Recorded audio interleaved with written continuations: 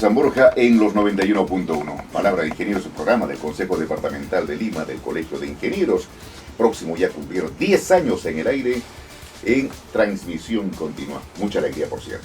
Está con nosotros ya el ingeniero Aurelio Ochoa Alancastre, expresidente de Perú Petro, reconocido profesional de sólida trayectoria sin duda, consultor nacional e internacional, y con él vamos a conversar sobre la industrialización y competitividad que el Perú, la verdad, el Perú lo necesita a escala nacional, y considerando la solvencia profesional en el campo académico como en la actividad pública y privada, quisiéramos conocer un panorama sobre la realidad del Perú en cuanto a la industrialización.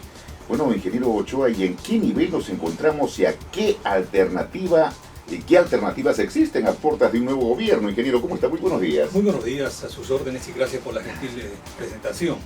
Se lo merece. Gracias, muy gentil de su parte. Bueno, en primer lugar, digamos, las cifras son bastante preocupantes en cuanto se refiere a lo que es competitividad. Bueno, hay buena voluntad definitivamente, pero no solamente de buena voluntad es que, digamos, se vive, ¿no? Y menos aún se gobierna un país. Entonces, en este caso, me parece que tenemos que un poco despertar, ¿no? Entonces, ¿en qué nivel nos encontramos? De tal manera que, ahora que se inicia un nuevo gobierno, se tomen las medidas del caso para poder precisamente hacer las correcciones a que hubiera lugar. Y sobre todo en este caso, frente a ese sueño que tenemos los peruanos, ¿no es cierto?, y que nos han estado mencionando ya hace algún tiempo, de pertenecer a la OCDE, ¿no?, a la Oficina de Cooperación de Desarrollo Económico, donde es una especie de club, ¿no es cierto?, privilegiado en el mundo respecto a lo que es, entre otros, la competitividad, ¿no es cierto? Entonces, ¿qué pasa?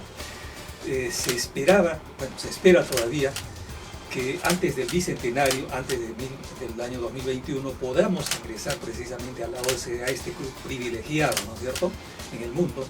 Ya, digamos, en Latinoamérica hay dos países que ya están presentes. Primero ha sido México, después Chile. Está preparándose para ingresar Colombia, ¿no?, y Costa Rica. En el caso nuestro, todavía no hemos recibido la invitación.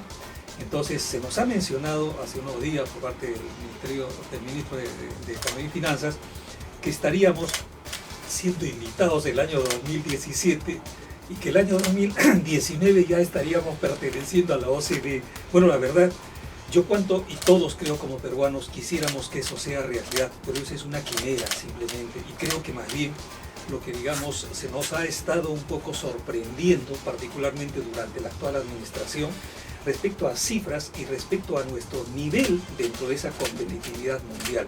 Y eso es lo que justamente preocupa. Claro, y mire, me quitó la pregunta, pues ya me la dijo. Claro, y vamos a preguntar cuál es el resultado de estos años de gestión del presidente que ya está concluyendo, ¿no? Y las expectativas a lo que viene. Sin duda tenemos potencialidades en energía, hidrocarburos y otros recursos estratégicos, bueno, con los que contamos, pero ¿hasta dónde tenemos esa potencialidad?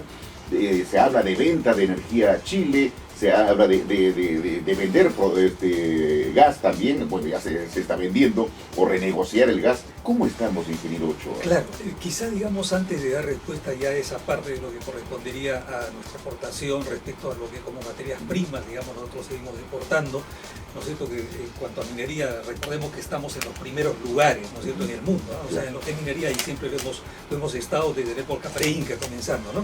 Sin duda. Entonces, hoy día lo continuamos. Sin embargo, quizá lo que habría que acá añadir respecto a la competitividad, y es una cosa muy importante, me parece, que en la hora del ingeniero se vea esta temática, es decir, en qué nivel nos encontramos y qué es lo que precisamente hay por hacer antes, digamos, de ver lo que después se derivará, por ejemplo, en lo que es exportación de energía. Claro, ¿no? Veamos las potencialidades. Claro, entonces ahí viene el tema.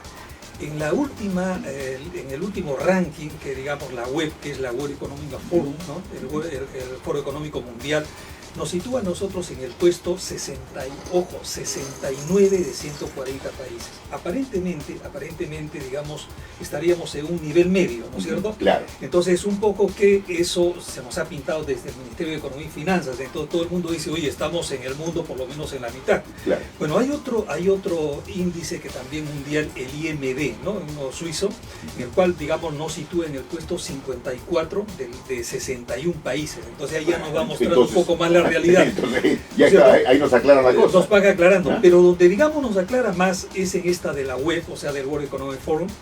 Esta, digamos que debe salir la del año 2016-17 en La más septiembre, reciente. la que va a salir todavía en septiembre, pero la que está vigente desde 2015-2016, ¿qué cosa nos ubica? Decíamos, en ese puesto 69 entre 140 países. Bueno, hasta allí decíamos que más o menos todavía estaríamos algo tranquilos, ¿no? Estamos presentes Claro. en el espectro. Pero el dilema es que, por ejemplo, en lo que es innovación tecnológica estamos en el puesto 116. ¿De cuántos? De los 140. O sea, ahora vamos a ver dónde estamos, ¿no? Entonces, ahora vamos viendo qué cosa, cuál es nuestro real lugar. Entonces, luego viene la parte de infraestructura, algo tangible, ¿no es cierto? Entonces, ahí estamos en el puesto 89. En lo que es la parte, o sea, todo lo que corresponde a la parte de infraestructura, donde ya sabemos que hay una brecha de más o menos 160.000 millones de dólares, ¿no es cierto? Entonces, ¿qué pasa? En lo que es infraestructura, precisamente estamos en el puesto 89 de 140. ¿Qué es lo que justamente este gobierno que viene quiere ejecutar, no? No, y estamos seguros que, digamos, teniendo allí precisamente a un ingeniero como es el ingeniero Vizcarra, que me parece que sí, vamos a adelantar varios lugares, pero vamos al hecho que es necesario saber en qué lugar nos encontramos y no lo que se nos ha estado pintando por parte del MEF, ¿no es cierto?, durante todos estos últimos años, y nos han hecho soñar un poco despiertos. Porque de otro lado, ¿a qué se debe ese puesto bastante, digamos, interesante del puesto 69? A que se hace un promedio de los índices y entre esos índices sí estamos en muy buenos lugares, inclusive a niveles del primer mundo, en lo que es, por ejemplo, tamaño del mercado, en lo que es todas las políticas económicas, que eso puede variar, como sabemos, de un gobierno a otro. Y allí sí, por ejemplo, tenemos puestos muy interesantes del primer mundo, por ejemplo, en el puesto 23, en lo que es la parte macroeconómica. Pero vamos al hecho que eso no es tangible. En cambio, en la parte que sí es tangible, como es innovación tecnológica, puesto 116, en la parte de infraestructura, puesto 89. Entonces ahí es donde nos sacuden y nos hacen pisar tierra. Entonces eso, pero ahí no se quedan los números, lamentablemente. Entonces, ¿qué pasa? Nosotros, por ejemplo, en lo que es ciencia y tecnología, que justamente está ligada, digamos, a lo que es la parte ingenieril, entonces nosotros dedicamos el 0.24% de nuestro PBI. Entonces, ¿qué pasa? En América Latina y el Caribe, eso es interesante, 1.74% del PBI. ¿Qué significa? Que el promedio de América Latina, promedio, no estamos hablando, digamos, en este caso de Brasil, no el caso de México, no, estamos hablando del promedio. 14 veces menos nosotros invertimos. Entonces, lógicamente, como usted comprenderá... Que es preocupante. Lógico. Que eso incide, ingeniero Aurelio Ochoa, en lo que es la productividad, ¿no? ¿En qué nivel estamos? Claro, y lo que es peor, fíjese, CEPAL precisamente cuando hace un listado de lo que es inversión, ojo, inversión en educación, ¿no es cierto? El porcentaje que se invierte, entonces se observa el porcentaje que invertimos en educación. Nosotros estamos en el puesto 33 de los 36 países de América Latina y el Caribe. En otras palabras, estamos en la cola, ¿no es cierto? Entonces, ¿pero qué se nos ha pintado durante este quinquenio?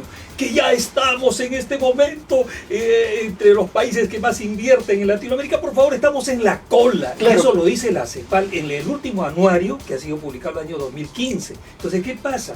Estamos en niveles que dan vergüenza realmente, o sea que deberían preocuparnos, y estoy plenamente seguro que esta nueva administración, muchísimo más profesional, lógicamente, que la que felizmente le falta pocos días para irse, entonces lógicamente, digamos, se invertirá como debe invertirse realmente, preocuparse, por ejemplo, en otro tema, y hablando de las universidades, fíjese, no estamos en desacuerdo absolutamente y aplaudimos que, digamos, haya beca 18, totalmente de acuerdo, ¿no es cierto?, ayudar a los que menos tienen para que puedan estudiar en las mejores universidades del mundo, perfecto.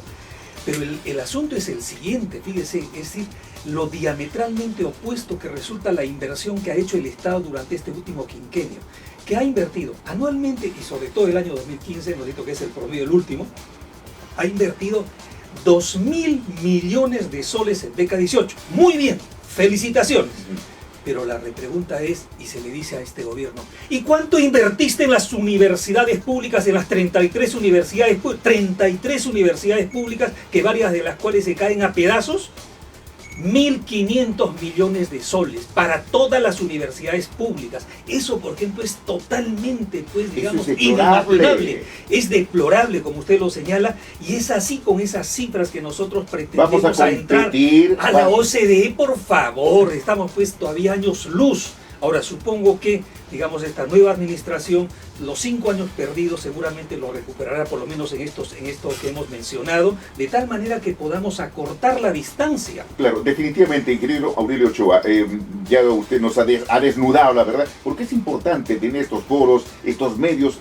Si bien el trabajo de sus comunicadores, porque a veces se dice que hay gobiernos que no comunican bien, bueno, han comunicado sesgadamente de lo que se ha hecho durante estos 5 años. Pero vayamos con la experiencia y la visión que tiene Aurelio Ochoa, el ingeniero Aurelio Ochoa, ¿qué hay que hacer?